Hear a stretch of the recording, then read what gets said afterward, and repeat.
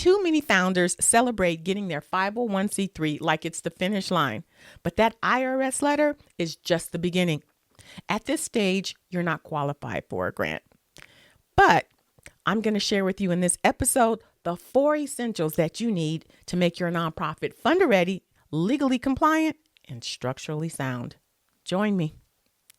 Welcome to On Air with Amber Wynn, where nonprofit leaders learn to fuse passion and commitment with proven business strategies to create long-term funding, impact, and sustainability.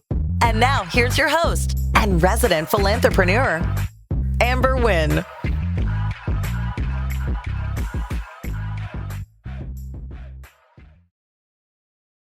Hey, it's your girl Amber Wynn, and today we're talking about what you need in order to be funder ready. It's not enough just to have your 501c3. There's so much more, right? You need 4 basic essential things. And listen to me. In my experience, and I got a lot, you need to be funder ready. It's not enough to have just your 501c3. Everybody's got one of those, right? What you need is your infrastructure. Number 1, what's included in infrastructure? Well, it's your mission. Your mission is what tells a funder if you are in alignment with their funding goals, right? Funders don't just fund everyone. They are very specific about the target audience, the geographical service area, all of the things that allows them to determine whether or not you fit in their funding goals. So infrastructure is also your program descriptions. You need to have measurable goals and objectives. In order for a funder to determine if they're going to get a return on their investment, they need to know what is going to happen as a result of your program being in this community. Outside of that, your infrastructure, you also need a funder-ready budget. Not just any budget, a funder-ready budget. What is the difference? Well, if you throw together some numbers, a funder is going to be able to understand that. A funder-ready budget really details what your priorities are, and you want to communicate responsible priorities to your funder. So, number 1, you want to have your infrastructure. Number 2, you want to have a funder-ready budget. When we come back, we're going to cover the other 2 essentials of the 4 essentials you need in order to be funder-ready. When we come back. If you're just starting out and have limited resources, you may be tempted to use a volunteer-based model for your nonprofit. Funders prefer paid staff because there's more accountability and consistency. But if you want your proposal to be competitive, then having more than just volunteers who come and go is essential. Check out my Building an Effective Nonprofit Volunteer Program Toolkit. It provides all the essential elements of an effective nonprofit volunteer program. Things that demonstrate standardization, consistency, and continuity. Learn how to develop a nonprofit volunteer program funders feel comfortable with funding. Order your copy today.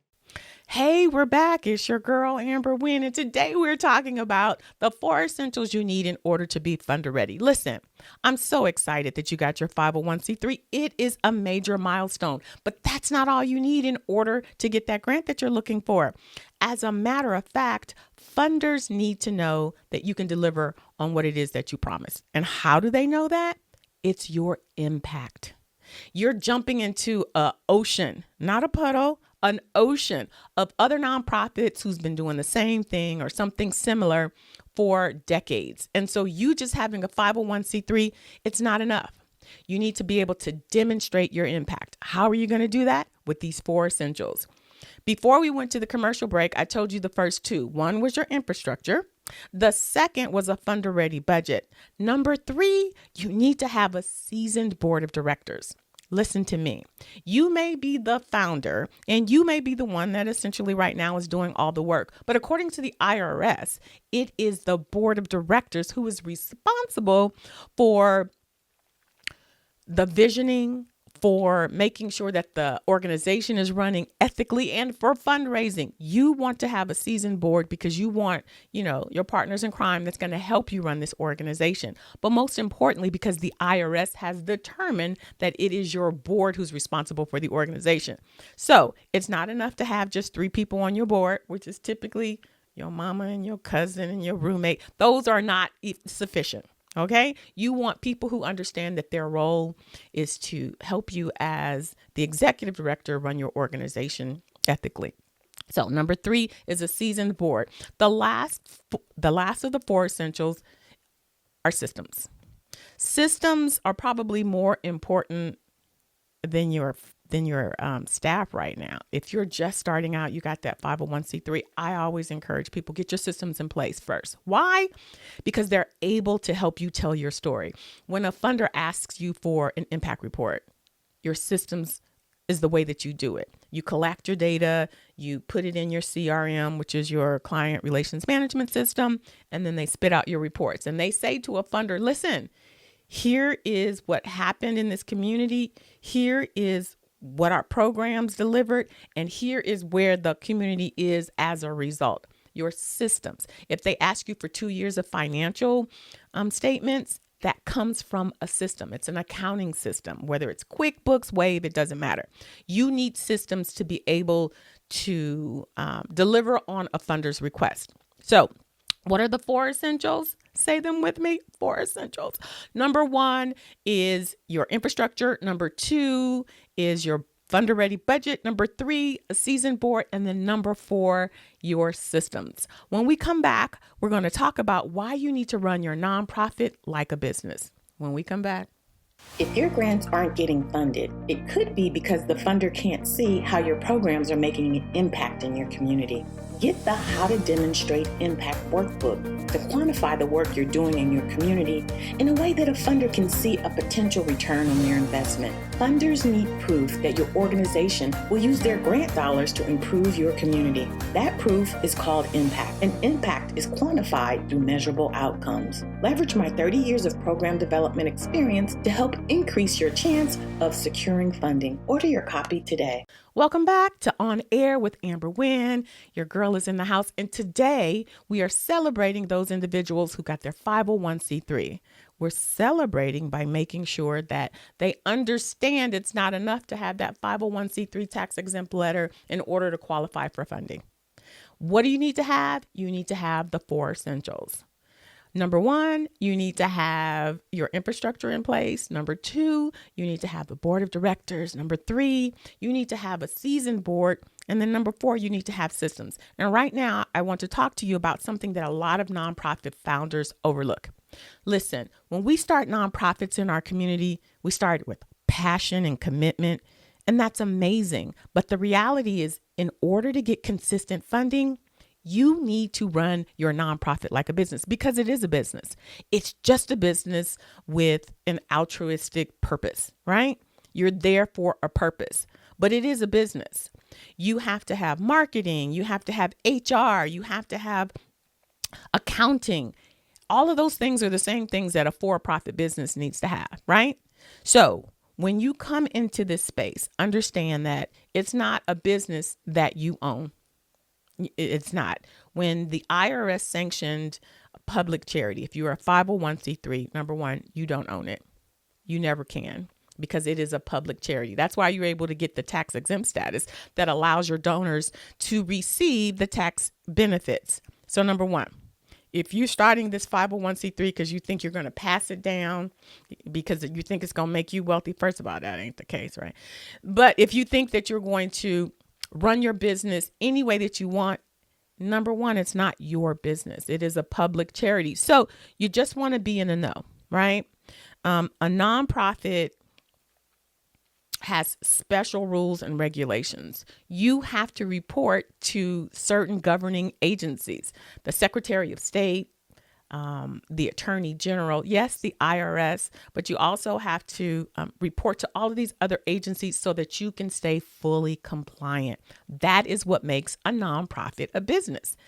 If it was just yours and you could just run it nilly-willy, then, hey, you go for what you know. But it is a business because you have authorized agencies that you have to file certain reports for. So I want you to understand, coming into the space, that number 1, you are competing with other organizations who've been in the space for a while. So you got to demonstrate why you're better than them.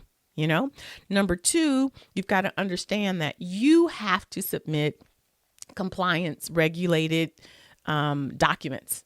You have to. Otherwise, you'll lose the tax exempt status. So 4 essentials, run your business like a business. And you may be saying, well, Amber, how do I know that? How do I get that? Where do I get that? I got you. I'm your girl. That's why I'm here.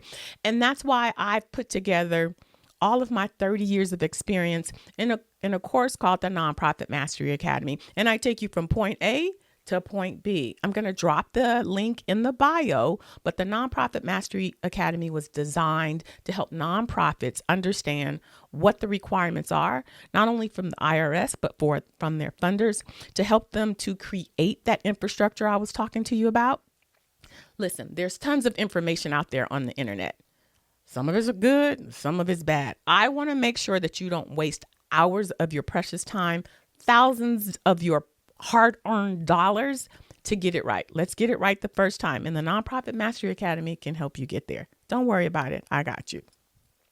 All right. So now we're going to move on to a commercial. But when we get back, we're going to talk about how to set up your systems that deliver on impact. Not sure how to price your programs or how to cover salaries? Are you scared to increase your program fees? If you're struggling to fully cover the cost of running your program, then you need How to Price Your Programs for Profit. This workbook provides step-by-step instructions for how to develop programs funders love to fund, determine the cost to charge for your programs, and present salary costs in a way that funders will approve. Learn the secret formula I used as an executive director for how to fully cover program costs. Order your copy today. Welcome back. You're on air with Amber. And we talked about the 4 essentials that you needed to have. And one of them was systems. And I'm going to emphasize having systems. As I said before, I encourage nonprofit organizations to invest in systems before you even hire staff. Why is that? Because your systems will help you get money. Listen, you're doing the work. My goal is to make sure that you get paid. Because when you are paid, then you have the energy, you have the resources to serve your community. I do not believe in nonprofit leaders suffering in order to serve their communities. I believe in you being compensated, because when you're compensated, then you're paid and you're not working 2 jobs. So if you want to invest in anything, invest in your systems. What does that look like? Well, you've got number 1, your financials. If you have your 501c3, one of the first things you need to do is to set up your bank account. In order for you to set up your bank account, you need to have all of your documentations.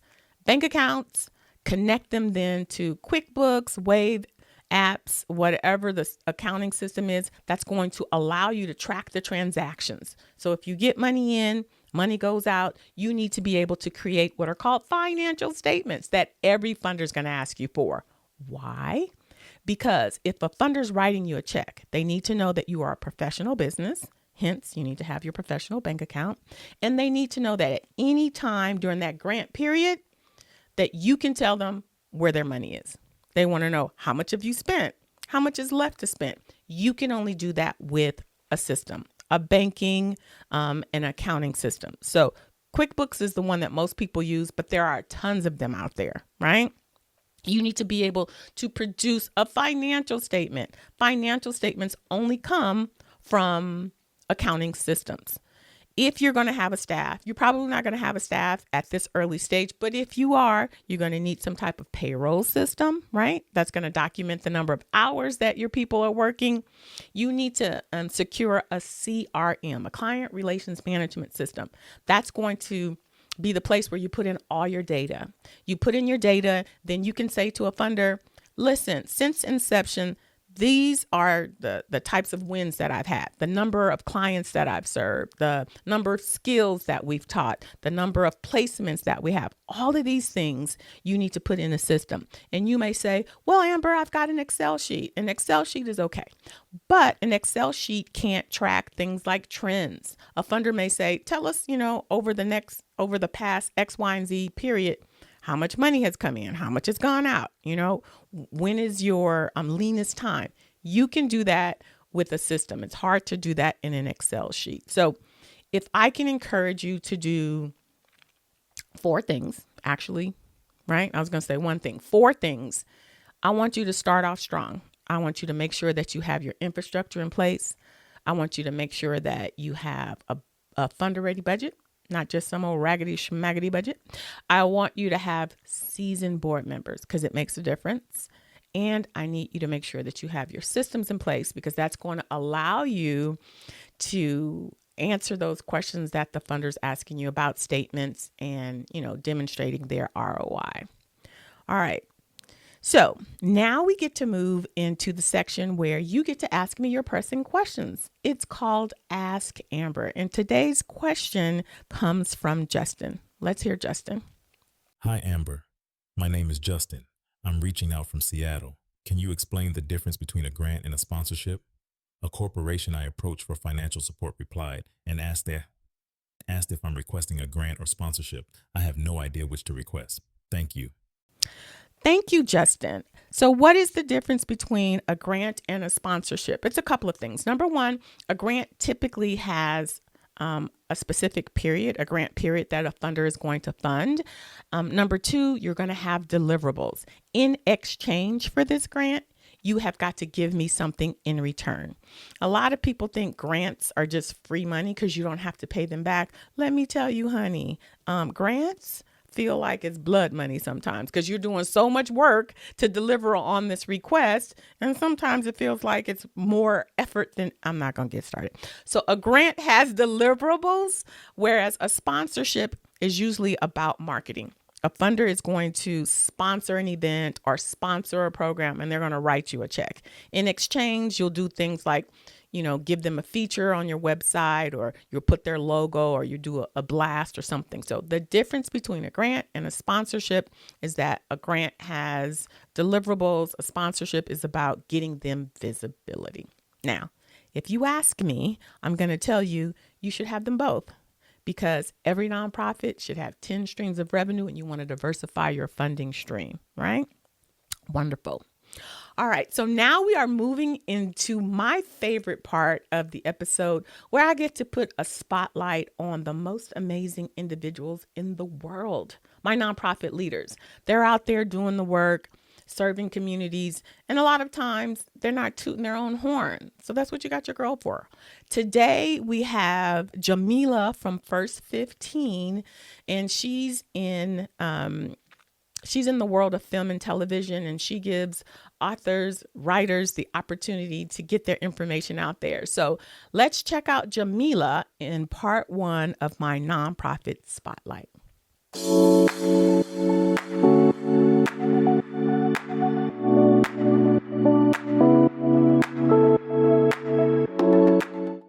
So I had been living in Los Angeles for like 6 years, a little over 6 years. And I had my social group in the city, but I was really missing that artistic community. And I had been coming from New York, where I was just used to being in readings or, running into people. Oh, hey, let's go to this workshop.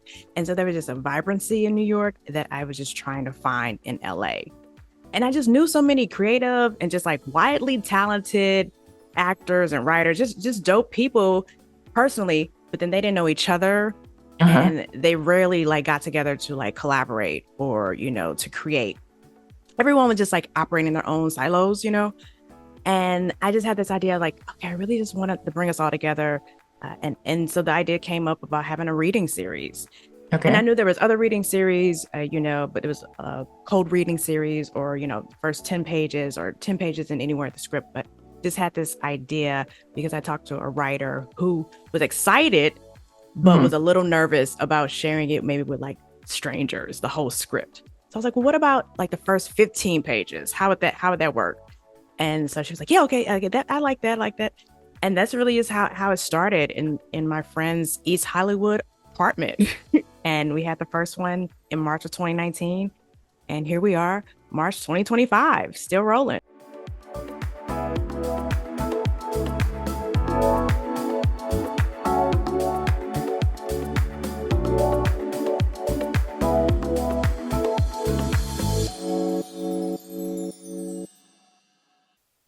Welcome back. You're on air with Amber Wynn, and that was my first part of the conversation with Jamila Webb, the founder of First 15. If you are interested in me spotlighting you, you can hit me up on any of my socials, and I'd be happy to bring you on and interview you. So not just your specific clients can find you, but funders. That's one of the reasons why I wanted to do Spotlight on nonprofits, because I need you to get out there, and it is my job to help you so funders can find you. So hit me up on any of my socials. And if you want to watch the full episode, go on over to my YouTube channel and you can watch the full episode. Otherwise, you can join me for the next 3 weeks where we continue our conversation with Jamila Webb. All right, my people, it is time for me to bring this to a close. Today, we've been talking about, the 4 essentials that you need when you first start your 501c3. I want you to be intentional. I want you to understand that it's not easier to start a nonprofit. It's probably harder. You've got to do more work. But what makes things hard in a nonprofit is when founders don't understand what the requirements are. You cannot get into this space and start making things up and expect to get funded. That's going to derail you. So if you're just got your 501c3, just do your due diligence. If you're not sure, I got you. Check out the Nonprofit Mastery Academy. I'm going to leave the link in the bio. More than that, I want you to know it's difficult out there, but that's what I'm here for. I'm here to support the most amazing people on the planet, my nonprofit leaders. So now you're part of the family, okay? If you've enjoyed what you've watched today, make sure that you share it with somebody in the community. And as always, take care of yourself like you take care of your community. See you next week. Thanks for listening. If you enjoyed this episode, subscribe and leave a review on iTunes. Head over to www.amberwyn.net/podcast for the links and resources mentioned in today's podcast. See you next time.